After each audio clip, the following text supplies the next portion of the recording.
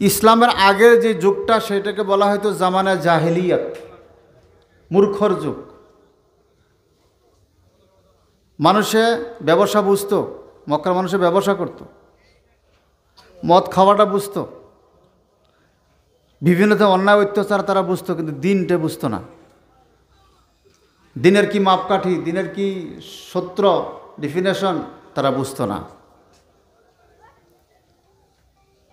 মূর্তি সম্পর্কে আল্লাহ সুবহানাহু ওয়া তাআলা পবিত্র কোরআনে বলেন, আফারাআইতুমুল লাতা ওয়াল উজ্জা ওয়াল মানাতা সালিসাতাল উখরা।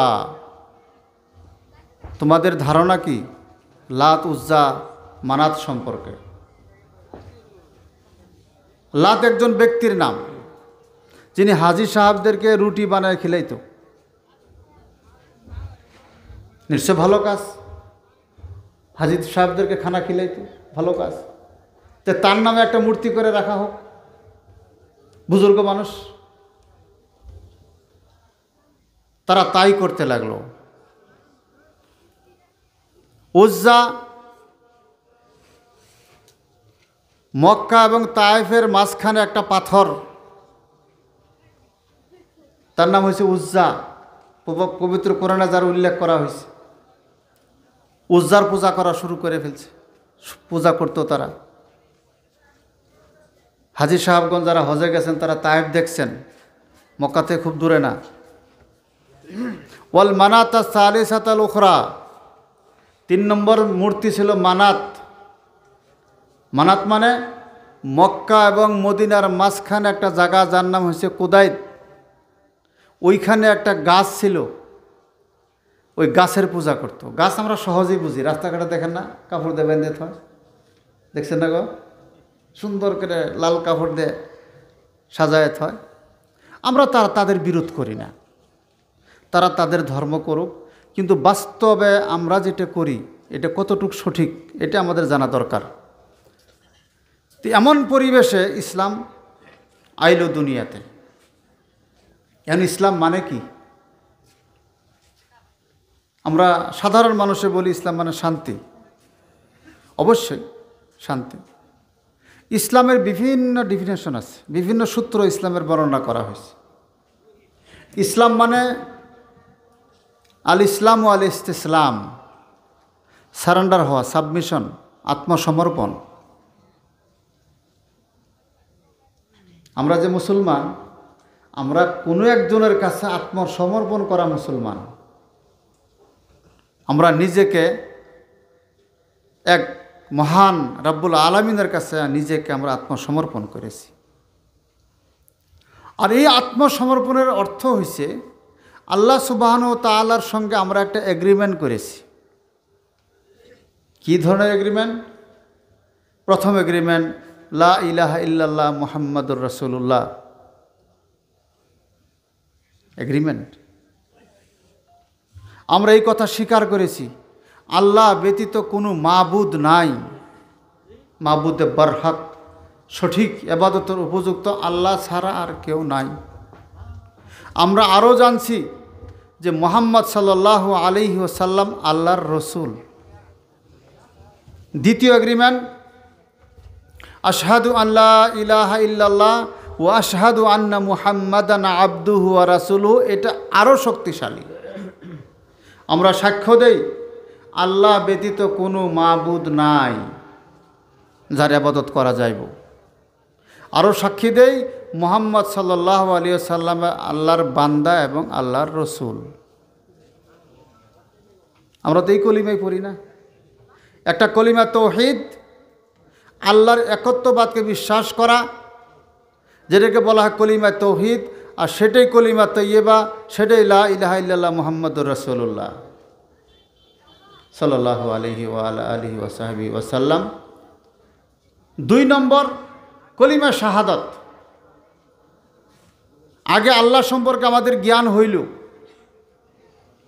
ইমাম বুখারী রহমতুল্লাহ আলাই বুখারী শরীফে একটা অনুচ্ছেদ আনছেন, ওখানে লিখেছেন আল ইলমু কাবলাল কওলি ওয়াল আমাল। কিছু বলা, কিছু করার আগে জানতে হবে। সেখানে একটা আয়াত নিয়ে আসছেন তিনি, যে ফাআলাম আন্নাহু লা ইলাহা ইল্লাল্লাহ, তোমরা এই কথাটা জানো যে আল্লাহ সুবহানাহু ওয়া তাআলা একজন, তার কোনো শরিক নাই। না পৃথিবীর সৃষ্টি করতে কোনো অংশীদার আছে, না পৃথিবীর মখলুকাতকে রুজি দেয় তাতে কোনো অংশীদার আছে, না মানুষকে আল্লাহ রাব্বুল আলামিন ভালোবাসেন সেই ভালোবাসে কোনো অংশীদার আছে। মানুষের উপরে আল্লাহ রাব্বুল আলামিন গজব নাজিল করেন যখন তিনি রাগ করেন, যখন বান্দার নাফরমানি বেশি হয়ে যায় তিনি গজব নাজিল করেন, সেখানে কোনো অংশীদার নাই। তিনি রুজিদাতা, তিনি সৃষ্টিকর্তা, তিনি মালিক, তিনি রব্বুল কায়নাত, রব্বুল আলামিন, এখানে কোনো শরিক নাই তার।